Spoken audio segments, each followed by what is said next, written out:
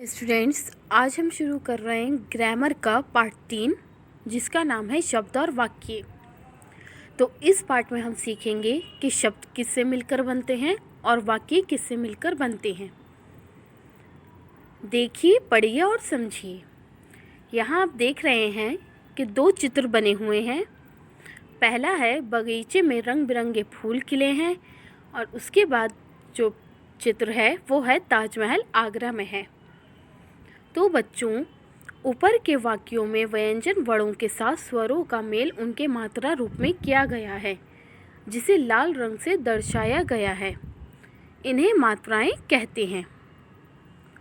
आप लोग को पता है कि जो स्वर के साथ चिन्ह होते हैं उन्हीं को हम मात्रा कहते हैं। तो ऊपर दो चित्र बने हुए हैं जिसके बारे में दो वाक्य लिखे हैं। जैसे पहले चित्र के बारे में वाक्य लिखा है बगीचे में रंग बिरंगे फूल खिले हैं, और दूसरे चित्र के बारे में लिखा है जो कि ताजमहल का चित्र है कि ताजमहल आगरा में है। तो ये जो वाक्य हैं कि व्यंजन वर्णों के साथ स्वरों के चिन्हों के साथ मिलकर बने हैं। स्वरों के चिन्ह का मतलब मात्राओं के साथ मिलकर ये वाक्य बने हुए हैं। व्यंजन वर्णों के साथ जुड़ने पर स्वर वर्णों के रूप बदल जाते हैं। जब व्यंजन वर्ण स्वर वर्ण के साथ मिलते हैं तब स्वर के रूप बदल जाते हैं। स्वर के बदले हुए इन रूपों को मात्रा कहते हैं, और जब स्वर के रूप बदलते हैं तब उस बदले हुए रूप को क्या कहते हैं? मात्रा कहते हैं। तो इसी तरह से अब यहाँ लिखा है मात्राओं को देखिए और पहचानिए। इसके बारे में आप पहले भी पढ़ चुके हैं। बच्चों, आप लोग ये जान चुके हैं कि जो स्वर होते हैं उनके अपने चिन्ह होते हैं, वही मात्राएं कहलाती हैं। और आप ये इससे पहले पार्ट में भी पढ़ चुके हैं कि स्वर क्या होते हैं और उनकी मात्राएं क्या होती हैं। फिर भी मैं आप लोग को एक बार और बता रही हूँ कि स्वरों का मूल रूप और स्वरों की मात्राएं। स्वरों का मूल रूप का मतलब है कि जो पहली लाइन है जो वहाँ स्वर लिखे हैं, और उसके जो नीचे लाइन है जहाँ लिखा है स्वरों की मात्राएं, तो वो उसके नीचे उनकी मात्राएं लिखी हैं। जैसे पहला स्वर बना है आ, तो मैंने आपको पहले भी बताया है कि छोटे आ की कोई मात्रा नहीं होती है। देखिए यहाँ पर डैश है क्योंकि यहाँ की कोई मात्रा होती ही नहीं है। आ की मात्रा होती है, छोटे आ की मात्रा नहीं होती है, बल्कि बड़े आ की मात्रा होती है। देखिए एक विराम की तरह उसकी मात्रा लगी हुई है। ऐसी छोटी ई की उसके नीचे मात्रा लगा के दिखाइए कि किस तरह से लगती है। फिर बड़ी ई की मात्रा, छोटे ऊ की मात्रा, बड़े ऊ की मात्रा, री की मात्रा, ए की मात्रा, ए की मात्रा, ओ की मात्रा, औ की मात्रा, सारे स्वर लिखे हैं और उन्हीं के जस्ट नीचे देखिए वहाँ उनकी मात्राएं लिखी हैं, बनी हुई हैं। मात्राओं का व्यंजन के साथ योग।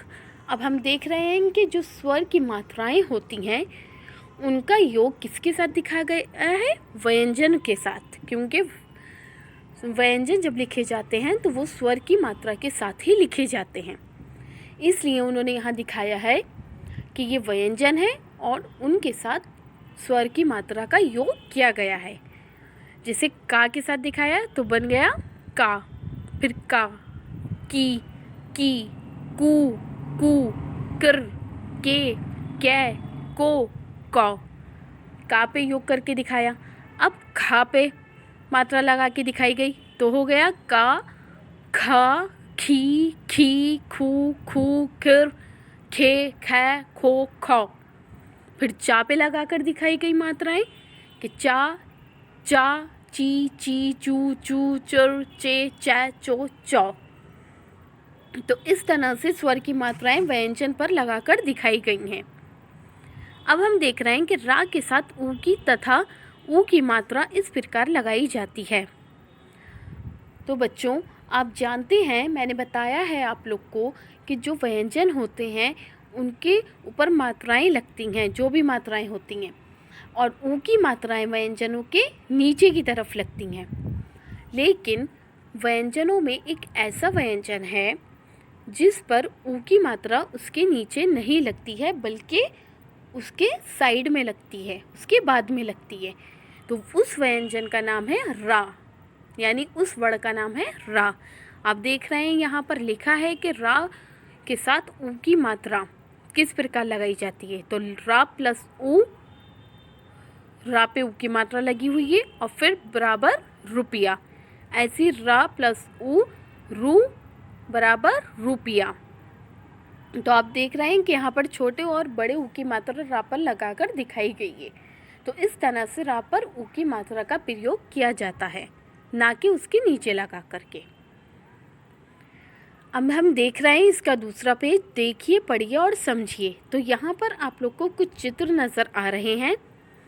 इसका पहला चित्र है बड़ा आ प्लस मा बराबर आम।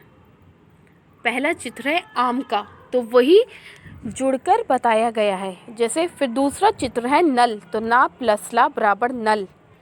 ऐसे तीसरा चित्र घा प्लस रा बराबर घर।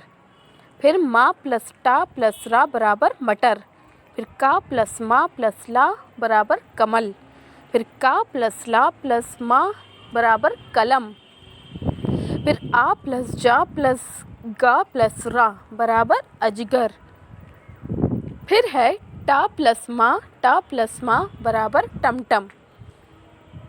और इसके बाद है बा प्लस रा प्लस ता प्लस ना बराबर बर्तन।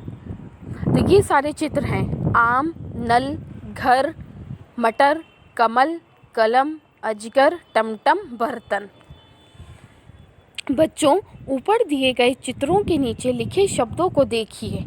आम, नल और घर दो वर्णों के मेल से बने हैं। आपने देखा जो शुरू के पहले 3 चित्र हैं, यानी कि आम, नल और घर, ये 2 वर्णों से मिलकर बने हैं। देखिए, जैसे बड़ा आ और माँ, ये 2 वर्ण हो गए, बन गया आम। ऐसे ना प्लस ला, ये 2 वर्ण हो गए, बन गया नल। ऐसे घा प्लस रा, ये भी 2 वर्ण है, बन गया घर। तो ये जो 3 चित्र हैं, इनके जो नाम लिखे हैं आम, नल, घर, ये 2 वर्णों से मिलकर के बने हुए हैं। फिर है मटर, कमल और कलम, 3 वर्णों के मेल से बने हैं। तो जो दूसरे 3 चित्र हैं, जैसे मटर, कमल और कलम, ये तीनों चित्र के जो नाम हैं वो 3 वर्णों से मिलकर के बने हैं। जैसे पहला माटारा मटर, ये 3 वर्ण हो गए। ऐसी कामाला कमल, ये 3 वर्ण से बना है। और कालामा कलम, ये भी 3 वर्ण से मिलकर बना है। यानी कि जो पहले वाले 3 शब्द हैं वो 2 वर्ण से मिलकर के बने हैं, जो दूसरे वाले 3 शब्द हैं वो 3 वर्ण से मिलकर के बने हैं। और फिर है अजगर, टमटम और बर्तन, 4 वर्णों से मेल से बने हैं। अब आप देख रहे हैं कि जो तीसरी लाइन के 3 चित्र हैं उसमें 4-4 वर्णों का प्रयोग किया गया है, यानी कि वो 4 वर्णों से मिलकर के बने हैं। जैसे आ, जा, गा, रा, अजगर, 4 वर्ण हैं इसमें। ऐसी टामा 4 वर्ण आए तो बन गए टमटम। ऐसी बा, रा, ताना, बर्तन, फिर 4 वर्ण से बन गया बर्तन। पहले चित्र के सारे शब्द 2 वर्ण से मिलकर के बने।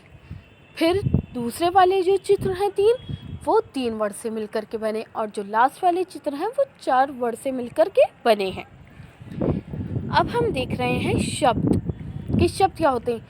हमने इस पार्ट में पढ़ रहे हैं कि शब्द और वाक्य के बारे में। तो पहले उन्होंने ये बताया कि वर्ण क्या होते हैं और वर्ण किस तरह से मिलकर शब्द बनाते हैं।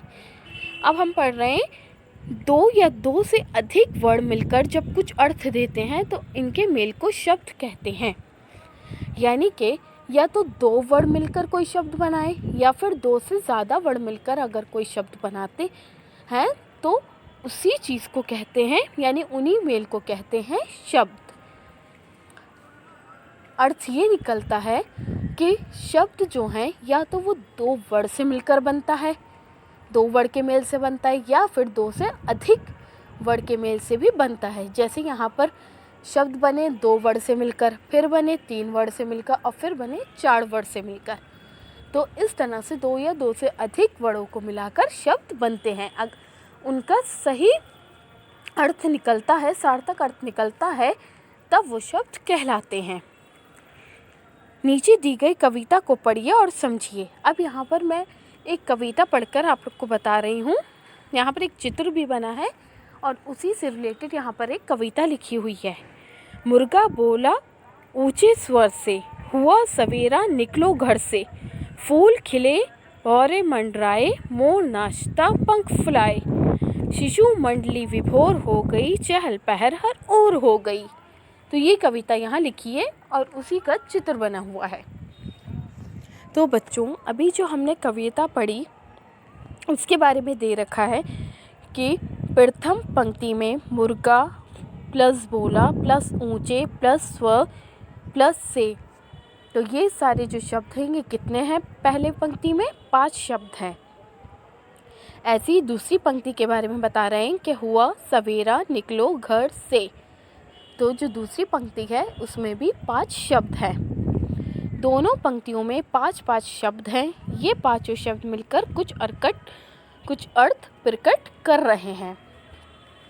तो ये बता रहे हैं कि जो अभी हमने कविता पढ़ी है उसकी जो 2 शुरू की पंक्तियां हैं उसमें 5-5 शब्द का प्रयोग किया गया है और वो पांचों शब्द मिलकर एक अर्थ निकाल रहे हैं, एक अर्थ प्रकट कर रहे हैं। अब लिखा है वाक्य। कई शब्द जब पूरा अर्थ प्रकट करते हैं तो वाक्य कहलाते हैं। कि जब कुछ शब्द मिलकर एक साथ लिखे जाते हैं, जैसे हमने 4-5 शब्द को एक साथ जोड़ा तो उससे क्या होता है? एक वाक्य बनता है और उसका सही अर्थ निकलता है, तभी वो वाक्य कहलाता है। कहने का अर्थ ये है कि जब कोई शब्द मिलकर पूरा अर्थ प्रकट करते हैं, कि अगर ये 4-5 शब्द मिलकर कोई अर्थ प्रकट कर रहे हैं तो ये वाक्य कहलाता है।